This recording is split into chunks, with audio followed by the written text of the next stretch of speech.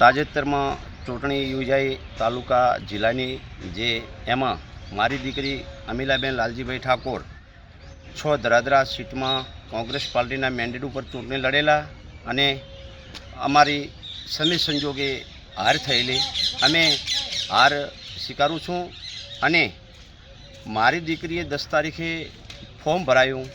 Form ભરાયા પાછળ મારી દીકરીની ઇન્સ્ટાગ્રામની આઈડીમાં 51,000 ફોલોવર અને એમાં અજાણ્યા વ્યક્તિઓએ 30 જેટલી ફેક આઈડી બનાવેલી અને ફેક આઈડીમાં એક એવા મેસેજ લખેલા કે બાપ તરીકે હું જોઈ ના શકું અને જોઈ શકું તો સહન ના કરી શકું એવા શબ્દો લખેલા.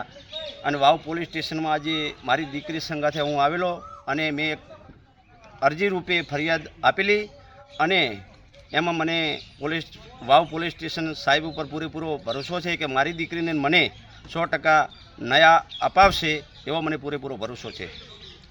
શું લાગે છે કે સાહેબ ખરેખર આમાં દીકરીનું અપમાન, એટલે જો આ મારી દીકરીનું અપમાન થયું અને જ્ઞાનીબેન આપણા વર્તમાન સંસદ સભ્ય બનાસકાંઠાના સંસદ સભ્ય છે, એમાં પણ વિશ્વકર્મા સાહેબ બોલ્યા કે જ્ઞાનીબેનની સાડીના પલ્લામાંથી અમે સીટું ખેંચી લાયા.